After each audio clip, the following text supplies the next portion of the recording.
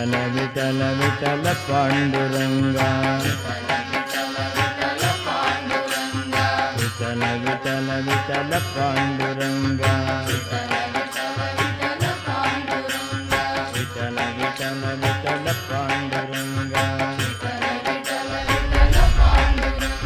விட்டல விட்டல விட்டல பாண்டுரங்கா. எங்கும் நிறை பரபிரம்மம் உன்னை அம்மா என்றழைக்க என்ன தவம் செய்தனேன்னா, இந்த கீர்த்தனத்தில் தமிழ் பாட்டில் யசோதையை அம்மான்னு கூப்பிட்டாரு. அப்படி பார்த்தா புரியுமா? அது அந்த பாட்டை உண்டி கேட்டால் புரியவே புரியாது. இப்போ நான் சொன்னேன் பாருங்க, இது ஒரு பிரம்மாண்டம். லீலையா பரிகலித அகிலாண்ட கோடி பிரம்மாண்ட நாயகா, இது ஒரு பிரம்மாண்டம். இது மாதிரி கோடி பிரம்மாண்டம் இருக்கு. அந்த கோடி பிரம்மாண்டங்களும் தொங்குறது. நம்ம உடம்புல ரோமம் இருக்கு, அதுல துவாரம் இருக்கு. கண்ணுக்கே தெரியாது அந்த துவாரம் எவ்வளவுன்னு. விஸ்வரூபனான பகவானுடைய திருமேனியிலையும் ஒரு ரோமத்வாரம் இருக்கு. நம்ம மாதிரி அந்த ஹோல் இருக்கு பார்த்தா துவாரம், அதுல ஒரு பிரம்மாண்டம் உள்ள போயிட்டு வெளியில ஃப்ரீயா வருமா. அவரோட திருமேனியில பிரம்மாண்டம் உள்ள போயிட்டு வரும். கண்ணுக்கு தெரியாத இந்த ரோமத்வாரத்தில் ஒரு பிரம்மாண்டம் போயிட்டு வரணும்னா அவருடைய திருமேனி எவ்வளவு பெருசா இருக்கும். அப்பேற்பட்ட அகிலாண்ட கோடி பிரம்மாண்ட நாயகன் அந்த யசோதையை பார்த்து அம்மான்னு கூப்பிடுறார். எங்கும் நிறை பரபிரம்மம் உன்னை அம்மா என்றழைக்கேன். அதனால சாட்சாத்காரம் பகவானை தரிசனம் பண்றதுங்கிறது கோட்டியில் ஒருத்தர் சாட்சாத்கார ஆனவாங்கிறது. இந்த சாட்சாத்காரத்துக்கு தான் மகாபிரபு கதறி இருக்கார். அவருடைய சரித்திரத்தில் பார்த்தா 12 வருஷ காலம் ஒரு அறையில் ஜெயில் மாதிரி இருந்தார். ஜெயில் மாதிரி சின்ன ரூம்ல 12 வருஷ காலம் கிருஷ்ணா கிருஷ்ணா கிருஷ்ணான்னு அழுதுன்னு இருந்தார். அதனால அவ்வளவு ஈஸி இல்லையோன்னு பகவானை பார்க்கறதுக்கு. இந்த துளசிதாசருக்கு பகவத் தரிசனத்துல ராம தரிசனத்துல அவ்வளவு ஆசை காசியிலேயே 12 வருஷ காலம் ஒரே இடத்துல இருந்து ராமத்தியானம் பண்றார். அனவரதமும் ராமநாமம் தினசரி யானி நாமானி கவுனானின்னு பகவத்குணம் கேட்டாதான் பக்தி ஸ்திரமா இருக்கும். பகவானுடைய கதையை மாத்திரம் கேட்காம நீ நாம ஜபம் பண்ணேன்னா கொஞ்ச நாள்ல மாலையை கீழே வச்சிருவேன். கதை தான் பலம். பகவானுடைய குணங்களை கேட்க கேட்க கேட்க கேட்க தான் அந்த நாமனிஷ்டையே திருடமா இருக்கும். உபாசனமோ நாமனிஷ்டையோ தியானமோ என்ன சாதனத்தை அவலம்பிச்சாலும் பகவானுடைய கதையை கேட்டாதான் திருடமா இருக்கும். அதனால காலட்சேபோ நகர்த்தவியகான்னு பகவானுடைய குணத்தை தினசரி எவ்வளவுதான் நாமம் சொன்னாலும் தினம் ராமாயண பிரவச்சனம் பண்ணுவார். தினசரி ராமாயண பிரவச்சனம். ஒரு பிரேமையினால ஒரு ஆர்வத்தில் பகவத் தியானத்தில் உள்ள ஒரு உத்வேகத்தில் பிரவச்சனம் பண்றவாளுக்கும் சாதாரணமாக கதை சொல்றவாளுக்கும் எவ்வளவு வித்தியாசம் இருக்கு. பவதீய பதாரவிந்த சௌகந்திய லுப்த ஹிருதயேஷு கிருத பிரசங்காக அப்படிங்கிறார் துருவசுவாமி. பகவானுடைய சரணாரவிந்தத்தில் அப்படியே சௌகந்திய லுப்த ஹிருதயேஷு, பகவானுடைய சரணாரவிந்தத்தில் அப்படியே மக்னர்களாக ஆகி சரணாரவிந்தத்தை ஹிருதயத்தில் தியானம் பண்ணிண்டே பகவத்குணம் சொல்லிட்டா அதை கேட்கிறவாளுக்கு சரீரம் மறந்து போயிடும். எந்த ஊர்ல இருக்கோங்கிறது கூட மறந்து போயிடும். ராத்திரியா பகலாங்கிறது கூட மறந்து போயிடும். இதெல்லாம் என்ன பகவத்குணம் இப்படி சொல்ற வாழ்கிட்ட கேட்டா தன்னை மறக்கும், உடம்பு மறக்கும், மனைவி மறப்பா, குழந்தைகள் மறக்கப்படும். தினசரி பகவத்குணம் கேட்க கேட்க கேட்க கேட்கதான் பகவான்கிட்டயே ஒரு ஆசை வரும். யாருக்கும் வர்ணிக்க வர்ணிக்க வர்ணிக்கதானே மருகாபீடம் நடவரவ புகு அப்படின்னு சொன்னா ஆசை வரும். பார்க்கணும்னு பார்க்கணுங்கிற ஆசை வந்த உடனே தானே உபாயத்தை தேட போறான். நீ நாமம் தான் சொன்னாலும் வரட்டுத்தனமா நீ நாமம் சொல்லிட்டு இருந்தேன்னா மிஷின் மாதிரி தானே இருக்கும். அது நமக்கு நாமம் சொல்லிட்டே தான் இருக்கும். நாம் எப்படி நாமம் சொல்கிறோம் தெரியுமோ? இந்த ஹாலில் எத்தனை ஃபேன் இருக்குன்னு கேட்டால் யாருக்காவது சொல்ல தெரியுமா? இந்த ஹாலில் எத்தனை ஃபேன் தினம் பார்க்குறோம், அதை தினம் பார்க்குறோம். ஃபேன் இருக்குன்னு தெரியும், ஆனால் எத்தனை ஃபேன்னு தெரியாது. ஏன்னா கவனிக்கல. இது ஃபேன் இருக்குன்னு தெரியும், கவனிக்காம தினமும் பார்க்குற பார்த்தீங்களா? அது மாதிரி தான் பகவன் நாமத்தையும் நாம் சொல்கிறோம். அது சொல்ற மாதிரி இருக்கே தவிர அதை உணர்வில் இல்லவே இல்லை நமக்கு. ஜபம் பண்ணினாலும் அப்படிதான், காயத்ரி ஜபம் பண்ணினாலும் அப்படிதான், நாமம் சொன்னாலும் அப்படிதான். மணி ஒண்டி போகிறது எவ்வளவு டீப்பாக சொல்லியிருக்கோன்னு யோஜனை பண்ணி பார்த்தா சொன்ன மாதிரியே தெரியல நமக்கு. ஏன் தெரியலன்னா கவனிக்காமலே சொல்லிட்டு இருந்திருக்கும். இது மாதிரி நீ வரட்டு தினமா சூத்திரகேத்த கையில் வச்சு இதுக்கு பலன் உண்டுங்கிறதெல்லாம் அப்புறம். அனுபவங்கிற விஷயத்தை பார்க்கும் பொழுது அது நீ கவனிச்சாதான் அனுபவம். பகவன் நாமத்தை அவ்வளவு உருகி உருகி சொல்லுவர். தினம் பகவத்குணம் சிரவணம் பண்ணும், பிரவச்சனம் பண்ணுவர். பாகவதன் சொல்றது கதை சொல்லாம சாதுக்கள் இருக்கவே மாட்டாங்கிறது. சிண்வந்தி காயந்தி கிருணந்தி சாதவா. மகாத்மாக்களால மகான்களால சாதுக்களால கதை சொல்லாம இருக்கவே முடியாது. சொல்லிட்டே இருப்பா. யாராவது சொல்றவா வந்துட்டான்னா அவளை சொல்ல சொல்லி ஸ்ருண்வந்தி, அவளை சொல்ல சொல்லி கேட்பா. சொல்றவா யாரும் இல்லை, கேட்கறதுக்கு தான் இருக்கான்னா தான் சொல்லுவா. சொல்றதுக்கு யாரும் வரல, கேட்கறதுக்கு யாரும் இல்லை அப்படின்னுட்டா என்ன பண்றது? தானே உட்கார்ந்துண்டு இந்த ரசத்தை காயந்தி. கதை சொல்றதுக்கு தான் நீங்க 10 பேர் வேணும். நான் கிருஷ்ணாணி பேகனை பாரோன்னு பாடுறதுக்கு யாருமே தேவையில்லை எனக்கு. நான் பாட்டுக்கு தனி ரூம்ல உட்காந்து பாடலாமே. தீனதயாளோன்னு பாடுறதுக்கு கேட்கறதுக்கு 10 பேர் வேணுமா என்ன? நான் கதை சொன்னாதான் கேட்கறதுக்கு 10 பேர் வேணும். அதனால சாதுக்கள் என்ன பண்ணுவா? கதை சொல்றவா வந்தா கதையை கேட்பா, அல்லது கேட்கிறவா இருந்தா கதையை சொல்லுவா. சொல்றவாளும் வரல, கேட்கிறவாளும் வரலன்னா காயந்தி, தனக்கு தானே பாடுவா. காலட்சேபோ நகர்த்தவியா ஏனகேன பிரகாரேன. நீ என்ன பண்ணுவியோ தெரியாது, ஏதோ ஒரு விதத்துல மனசு பகவான்கிட்டயே இருக்கணும். இது மாதிரிலாம் இருந்தாதானே பகவான் வரத்திலேயே அர்த்தம் இருக்கு. இது மாதிரி இல்லாம நான் நம்ம ஊர் அந்த எஸ்டேட் வாங்குறான், இந்த பங்களா வாங்குறான், இந்த ப்ராப்பர்ட்டி வாங்குறான், அது மாதிரி நான் பகவானை பார்த்தேன்னு சொன்னா இது மாதிரி ஆயிடும். அதுக்குன்னு ஏதாவது நாம தியாகம் பண்ற மாதிரி இருக்குமானோ? அப்படிதானே சொல்றார் மகாபிரபு. என் உயிரே போயிடுங்கிறார். ஹாஹா கதானுபவிதாசி, என்னை காப்பாத்து, என்னை காப்பாத்து, என்னை பரிபாலயா அசகிருஜல்பிதம், நான் என்னை காப்பாத்து, என்னை காப்பாத்துன்னு நான் விடாம புலம்புறேனேன்னார் கருணாமிர்தாச்சாரியார். என்னை காப்பாத்து, என்னை காப்பாத்துன்னு புலம்புறேனேன்னார். இவருக்கு என்ன கஷ்டம் வந்துடுத்து? எந்த கஷ்டமும் இல்லை. பிருந்தாவனத்தில் உட்கார்ந்துருக்காரு, யமுனக்கரையில் உட்கார்ந்துருக்காரு, ஆனந்தமா பகவத் விஷயத்தை எழுதின்னு இருக்கார். இவருக்கு என்ன கஷ்டம்? இப்ப நீ என்னை காப்பாத்தாட்டா என் உயிர் போயிடும், நீ என்னை காப்பாத்தாட்டா உயிர் போயிடும், என்னை காப்பாத்து, என்னை காப்பாத்துனா அது அப்படின்னா என்ன அர்த்தம்னா, கஷ்டம் வந்து காப்பாத்துங்கல்ல, நீ எனக்கு முன்னாடி வந்து நின்று எனக்கு தரிசனம் கொடுக்காட்டா என் உயிர் போயிடும்னார். என் உயிர் போயிடும், என்னை காப்பாத்துன்னா என்ன தாத்பரியம்? எனக்கு முன்னாடி வந்து நில்லுன்னு அர்த்தம், எனக்கு தரிசனம் கொடு. இது மாதிரி அழுதா பகவான் வரத்துல அர்த்தம் இருக்கு. அதுக்கு மேல சொல்றார், வேணி மூல விரச்சித அழுதுண்டே சொல்றார். அன்னைக்கு வந்தானே, அன்னைக்கு வந்து என்ன ஆலிங்கனம் பண்ணிட்டானே, ஆலிங்கனம் பண்ணிட்டவன் ஏன் இன்னைக்கு வரல? அன்னைக்கு எப்படி பண்ணிட்டான்னா சொப்னத்தில் பண்ணிட்டானேங்கிறார்.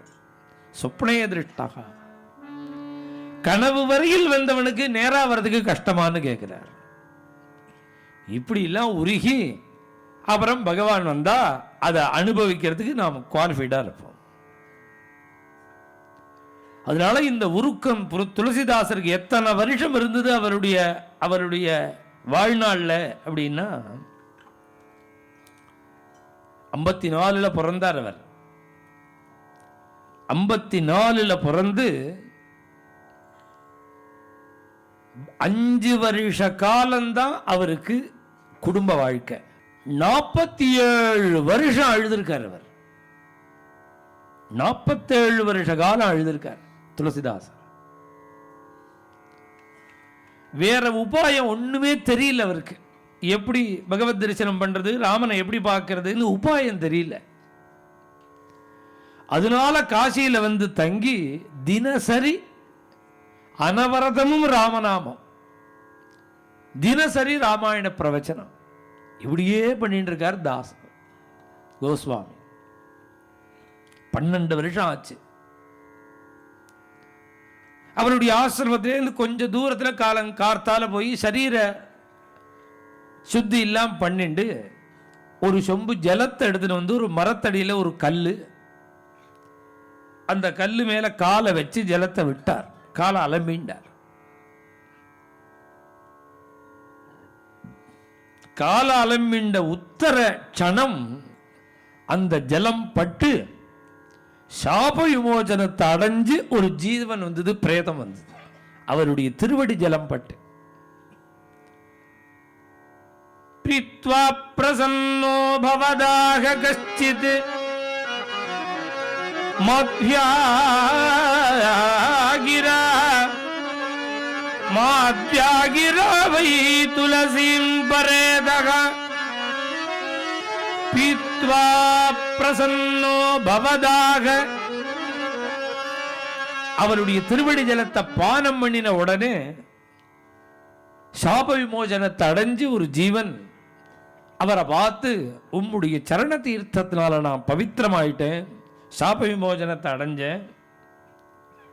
அகோ தவை தத் ஜலதான தோஷம் ஜலதா ஜலதான தோகம் பிரீதோ ததே ஸ்வாபிமதம் வதத்வம்.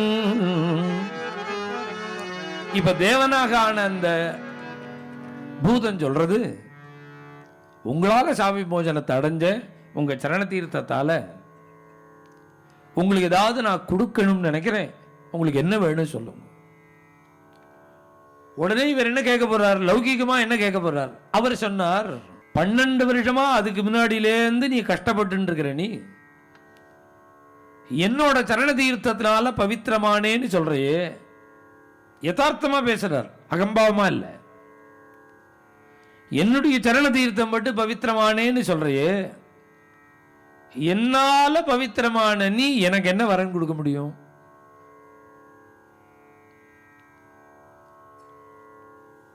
அதுவும் இல்லாமல் நான் என்ன கேட்க போறேன், நான் என்ன விரும்புறேனோ அத உன்னை சிருஷ்டி பண்ண பிரம்மாவால கூட கொடுக்க முடியாது. ஏன்னா பகவத் தரிசனத்தை பிரம்மாவா வாங்கி கொடுக்க முடியும்? அவரா வந்தாதான், பகவானா வந்தாதானே தவிர ஒருத்தர் ரெக்கமெண்ட் பண்ணவே முடியாது. ரெக்கமெண்ட் பண்ணணும்னா யாருன்னா இவன் சத்பாத்திரமா இருக்கணும், ரெக்கமெண்ட் பண்றவரும் உயர்ந்தவரா இருக்கணும், அவரும் பெரியவரா இருக்கணும், இவரும் சத்பாத்திரமா இருக்கணும். அதனால யார் சொன்னாலும் வராததுப்பா, என்ன எனக்கு ராம தரிசனம் தான் வேணும், உன்னால என்ன பண்ண முடியும்?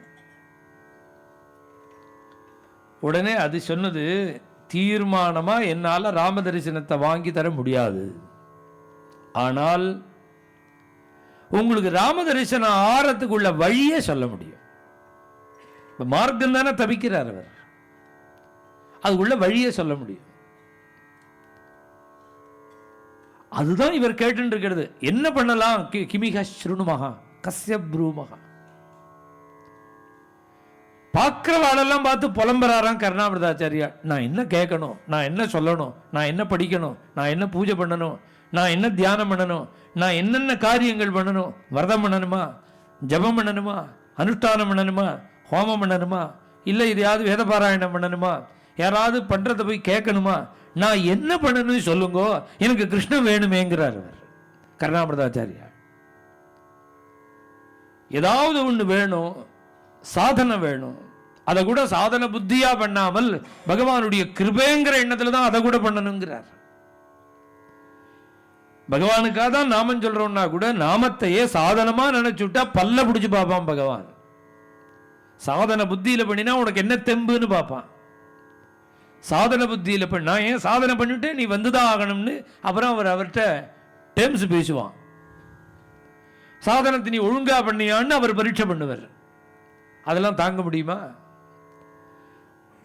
இந்த சாதனத்தை கூட பண்ணக்கூடிய பக்தியோ நாமமோ பஜனையோ தியானமோ பூஜையோ இந்த சாதனங்களை கூட சாதன பக்தியா பண்ணாமல் பகவானுடைய கிருபைன்னு நினைச்சு பண்ணாதான் பகவான் வருவாங்கிற. இப்பேற்பட்ட பகவான நான் பார்க்கறதுக்கு இந்த பூதம் வழி சொல்றதேன்னு ஆச்சரியப்பட்டு என்ன பண்ணினா பகவான் வருவான் அதை சொல்லுங்கிறார்.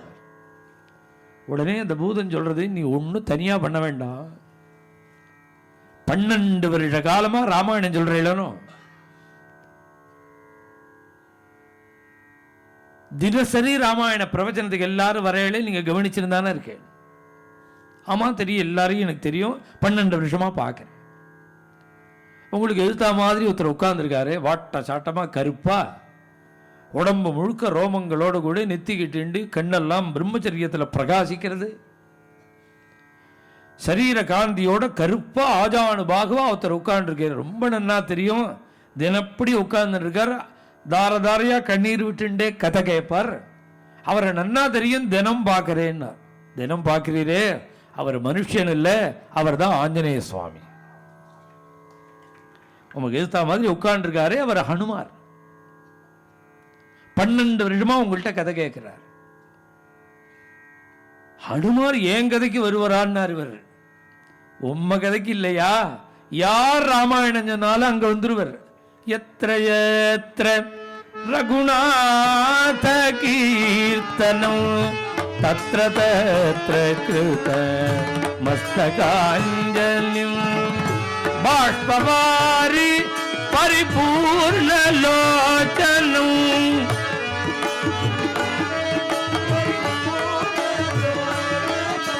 மாருத்யும் நமத ராட்சசாந்தகம் அஞ்சனேயம் அதிபாட்டலான கஞ்சனாத்ரி கமனீய வீரம் அஞ்சனேயம். எத்திர எத்திர அப்படி ராமர்கிட்ட வரன் வாங்கிட்டு இருக்காராம். கற்பார் ராமபிரான எல்லால் மற்றும் கற்பரோன்னு வைகுண்டம் போகும்போது பெருமாள் சரையூல இறங்க போறார். யார் யார் என்னோட இறங்குறீங்களோ எல்லாருக்கும் வைகுண்டம். எல்லாரும் இறங்கிட்டா, எல்லாரும் வந்தாச்சான்னு ஒரு தடவை செக் பண்ணினார். எல்லாரும் வந்தாச்சு, ஹனுமார் மாத்திரம் கரையில் இருக்கார். ஏன் ஆஞ்சநேயா நீ வரலையான்னார். நான் வர்றது இருக்கட்டும், வைகுண்டத்தில் ராமாயணம் உண்டா? ராமாயணம் சொல்ற பெரியவா யாராவது உண்டா? வைகுண்டத்துக்கு போனா ராமாயணமும் கிடையாது, ராமாயணம் சொல்றவாளும் கிடையாது, இப்படி கோதண்டபாணியாவும் பார்க்க முடியாது. சதுர்புஜனா படுத்துட்டு இருப்பேன், ஆதிசேஷ தல்பத்தில் இருப்பேன். ஸ்ரீதேவி பூமி தேவி திருவடி சேவை பண்ணுவா, தேவஜியால் காவல் காப்பா. உபனிஷத்துக்கள்லாம் திவ்ய சுந்தரிகளாக மாறி சாமரம் வீசும். நாரதாதி பாகவதாலாம் கீர்த்தனம் பண்ணுவா, பஜனை பண்ணுவா. பகலே கிடையாது, ஆனந்தோ பிரம்மே திவ்யஜானாது ஆனந்தமயம் வைகுண்டம்னார். ஆஞ்சநேய சுவாமி தீன்னார். அவர் என்ன வைகுண்டம்?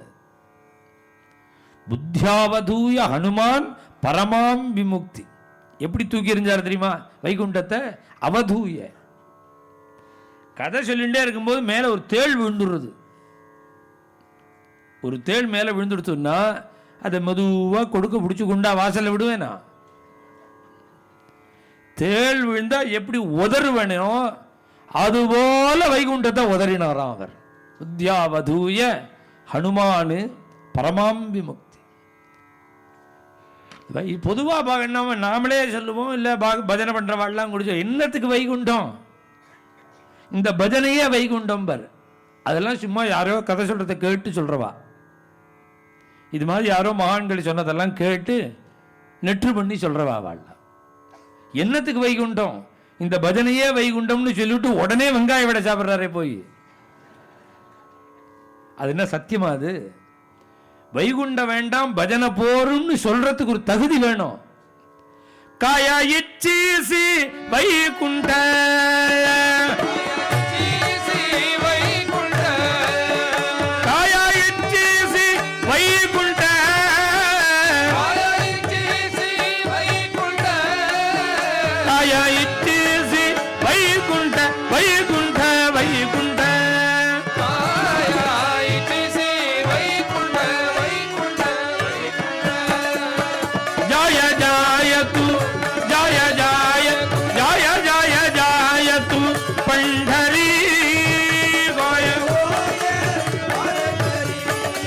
ஆஞ்சநேய சுவாமி சொன்னார், துகாராம் மகாராஜ் சொன்னார், சத்தியம் சபே வாரண சைலநாதா வைகுண்டவாசே நமே அபிலாஷா. சுவாமி தேசிகன்னு சொல்ற. வரதராஜன் பெருமாளை பார்த்து சொல்றார், சத்தியமா உன் திருவடி பேர்ல சொல்றேன், எனக்கு வைகுண்டம் வேண்டாங்கிறார். எனக்கு ஆசை இல்லை. வைகுண்டம் வேண்டாம்னு சொல்றவா யாரா இருக்கணும்னா இதுவும் தெரிஞ்சிருக்கணும், அதுவும் தெரிஞ்சிருக்கணும். ஆஞ்சநேய சுவாமி சொல்றார், உம்மை நான் நேராவும் பார்த்திருக்கேன். உம்முடைய பக்தால் ராமாயணம் சொல்லும் பொழுது அந்த ராமச்சரித்திரம் வாயிலாகவும் உம்மை அனுபவிச்சிருக்கேன். இந்த ராமாயணம் கேட்கும் பொழுது ஏற்படுற ஆனந்தம் உம்மை நேரா பார்த்தா எனக்கு வரமாட்டேங்கிறது. அதனால நீங்க வேண்டான்னுட்டார். எனக்கு ராமாயணம் போதும். சிரஞ்சீவியா வேற இருந்துட்டான் பகவான். நான் இருக்கிற பரியந்தம் யார் யாரு எங்க ராமாயணம் சொன்னாலும், எத்திர எத்திர ஒரு தெருக்கோடியில ஒரு குக்கிராமத்தில் ஒரு ராமநாடக கூத்து நடந்தாலும் அங்க ஆஞ்சநேய சுவாமி வந்துருவாராம். விட்டல விட்டல விட்டல பாண்டுரங்கா, விட்டல விட்டல விட்டல பாண்டுரங்கா.